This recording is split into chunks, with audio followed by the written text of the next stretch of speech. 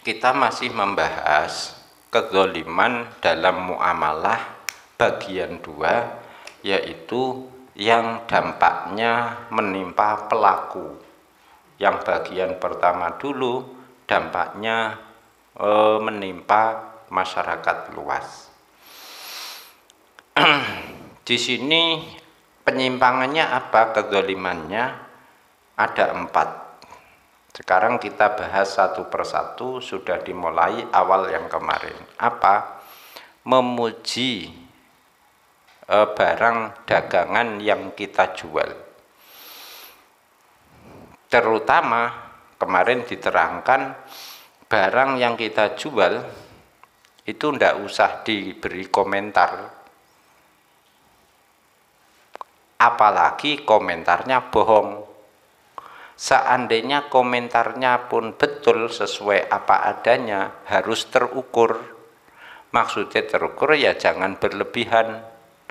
Terukur dari sisi bahwa yang kita informasikan kepada calon pembeli itu informasi yang dia butuhkan.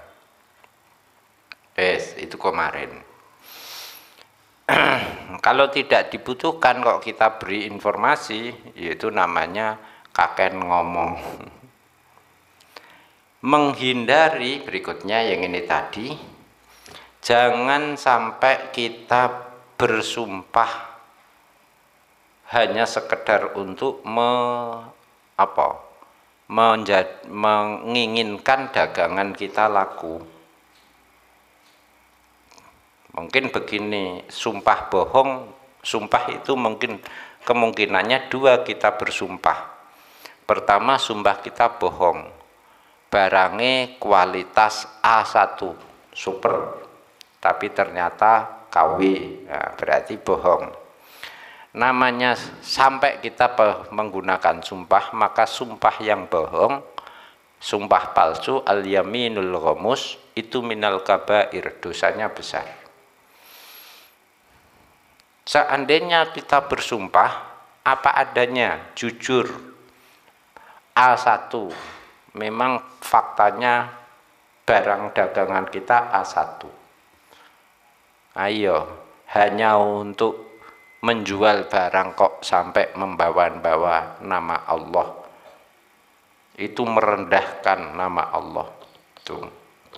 Jadi jujur pun apa adanya sekalipun itu tetap tercela karena hanya untuk supaya dagangannya payu terus kemudian bawa-bawa nama Allah. Seringkali saya sampaikan bahwa sumpah itu hindari, makruh sumpah itu, jujur sekalipun. Orang bersumpah itu kan intinya membawa-bawa nama Allah supaya orang percaya dengan ucapan kita, sampai Allah diturunkan di bawah-bawah gitu. Orang baik itu tidak perlu bersumpah.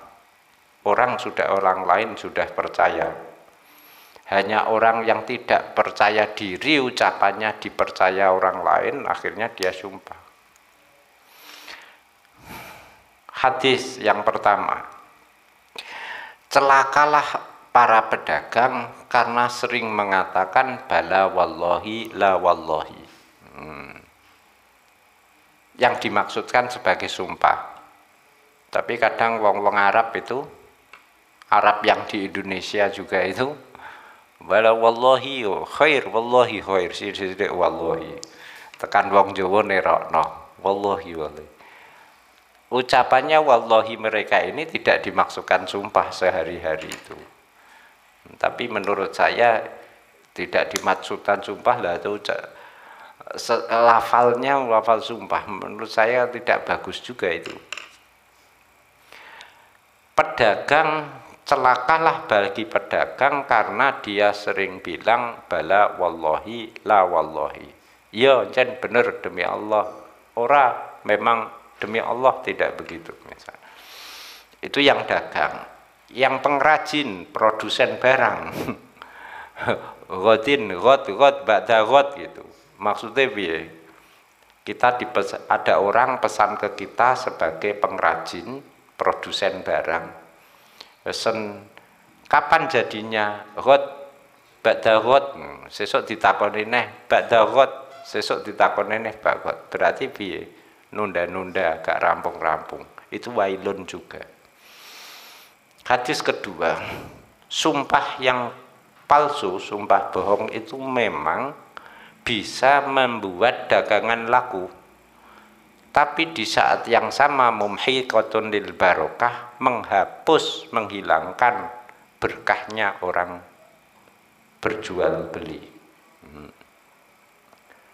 Nah, pasar itu biasanya memang begitu, banyak sumpah kulaanku 1.500, wis tak dol kowe 1.000, rugi 500 aku gak apa-apa. Demi Allah wis kiting ngono, kiting barang. Itu. Itu. Terus payu iki terakhir iki barangnya karek iki tok wis entek-entekan tak dol murah. Begitu sudah dibeli 1.000 rupiah, pembelinya berlalu ngetokno barang neh kok stoke ditokno neh lho. Iki piye jari terakhir. Jadi wis kebohongan di pasar itu menjadikan pasar sebagai tempat terburuk di muka bumi. Jadi kebohongan-kebohongan itu sudah dan tempatnya di pasar itu. Lah, dibilang begitu lagi pada calon pembeli kedua. Iki kulaanku 1.500 wis terakhir entek-entekan tak dol 1.000 wis begitu. Laku. Pembeli masih di situ. Barangnya ditokno neh jare terakhir. Dilokno sama situku ditegur lho. Jare iki terakhir, barangnya entek-entekan. Biasa kaya ora denger ae. Dianggap biasa.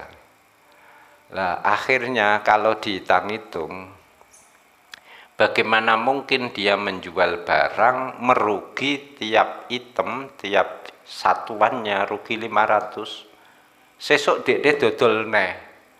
Sesuk berikutnya jual lagi. Ini orang iki wong dodol apa wong sedekah iki? Itu. Dan dia tambah kaya memang. Tapi ya gak barokah. Hadis berikutnya ada 3 kelompok manusia yang besok hari kiamat Allah tidak mengasihi mereka, tidak dikasihani sama Allah. Pertama orang yang sombong, kedua orang yang suka mengungkit-ungkit pemberian, ketiga orang yang suka bersumpah agar dagangannya laku.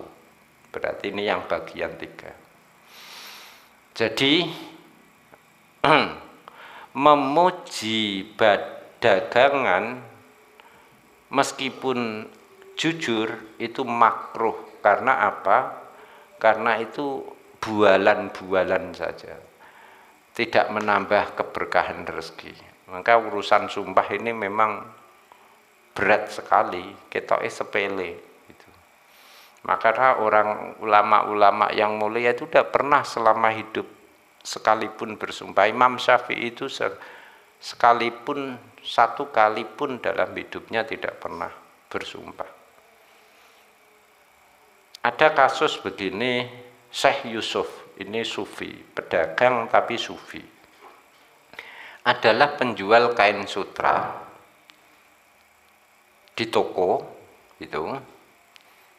Ya toko ngono ae, ora usah muni mall, ora usah muni wis toko ngono. Nah, ada calon pembeli minta kain sutra. Terus pelayannya ngambilkan sutra kualitas jelek. Pelayannya terus menggelar kain sutra ini, dilihat-lihat sambil berkata begini si pelayan ini, Allahumma rzuqnal jannah. Ya Allah, berikan rezeki surga kepada kami. Komentar si pelayan seperti itu mengakibatkan Imam Yunus menginstruksi, ya sudah, itu barang lipat lagi, masukkan tempatnya lagi, jangan sampai kamu jual. Kenapa? Imam Yunus ini khawatir komentarnya si pelayan Allahumma rzuqnal jannah ini dianggap sebagai memuji kain yang mau dijual itu, sampai segitunya. Paham ya? Jadi kenapa kan orang di surga itu pakaiannya sutra?